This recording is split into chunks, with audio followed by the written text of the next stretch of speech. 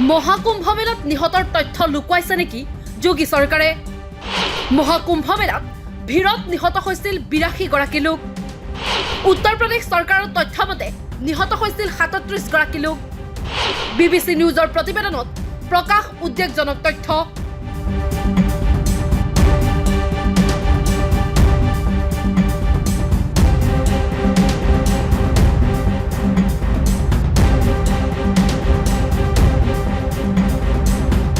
উত্তৰ প্ৰদেশৰ প্ৰয়াগৰাজত অনুষ্ঠিত হৈ যোৱা মহাকুম্ভ মেলাৰ সন্দৰ্ভত 3 মাহৰ পাছত পোহৰলৈ আহিছে উদ্বেগজনক তথ্য। যোৱা 13 জানুৱাৰীৰ পৰা 26 ফেব্ৰুৱাৰীলৈ অনুষ্ঠিত হৈছিল মহাকুম্ভ মেলা। প্ৰতিদিনে লক্ষাধিক লোকে অংশ লৈছিল মহাকুম্ভ মেলাত। 4000 হেক্টৰ মাটিকালিত অনুষ্ঠিত এই মহাকুম্ভ মেলাত দেশ বিদেশৰ প্ৰায় 66 কোটি লোকে অংশগ্ৰহণ কৰিছিল।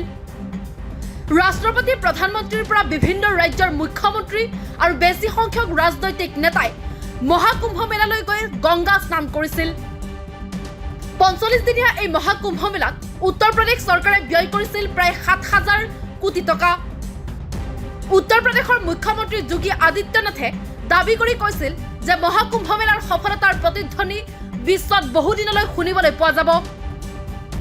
পিছে সফলতাৰ প্ৰতিধ্বনিৰ মাজতেই পোহৰলৈ আহিছে এটা উদ্বেগজনক তথ্য। বিশ্ববাসীৰ দৃষ্টি আকৰ্ষণ হোৱা এই মহাকুম্ভ মেলাত ভিৰৰ বাবে নিহত হৈছিল 82 গৰাকী লোক। উত্তৰ প্ৰদেশ চৰকাৰে মহাকুম্ভ মেলাত 37 গৰাকী লোক নিহত হোৱা বুলি পূৰ্বে তথ্য প্ৰকাশ কৰিছিল। মন কৰিবলগীয়া কথা যে 29 জানুৱাৰীত মৌনী অমাৱস্যাৰ দিনাই মহাকুম্ভ মেলাত 4টাকৈ ঘটনা সংঘটিত হৈছিল।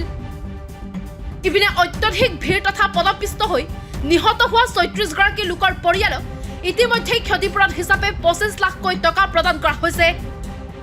যোৱা 19 ফেব্ৰুৱাৰীত উত্তৰ প্ৰদেশ বিধানসভাত মুখ্যমন্ত্ৰী যোগী আদিত্যনাথে সদৰি কৰে এই তথ্য।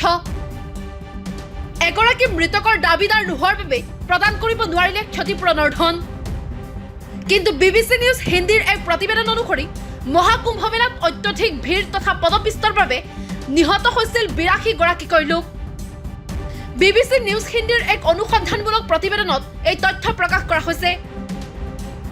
প্ৰতিবেদনখনত উল্লেখ কৰা অনুসৰি তেওঁলোকৰ সাংবাদিক 11খন ৰাজ্যলৈ যোৱাৰ লগতে উত্তৰ প্ৰদেশৰ 50খন জিলালৈ গৈছিল।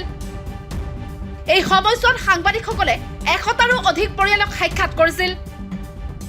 এই সাক্ষাততে পৰিয়ালবোৰে কৈছিল তেওঁলোকে মহাকুম্ভ মেলাত আপোনজনক হেৰুৱাইছে। অৱশ্যে বহু পৰিয়ালে আপোনজনক হেৰুৱাৰ উপযুক্ত প্ৰমাণ দিব নোৱাৰাৰ বাবে 82জনীয়া নিহতৰ তালিকাত অন্তৰ্ভুক্ত কৰা নাই BBCয়ে।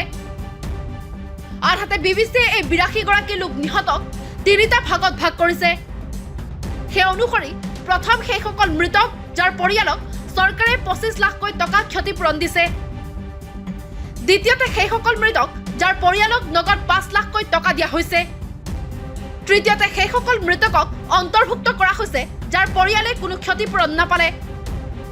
এনেবোৰ তথ্যৰ পৰাই স্পষ্ট হৈ পৰিছে যে উত্তৰ প্ৰদেশৰ যোগী আদিত্যনাথ চৰকাৰে মহাকুম্ভ মেলাত নিহতৰ সংখ্যাৰ তথ্য লুকুৱাবৰ চেষ্টা কৰিছে।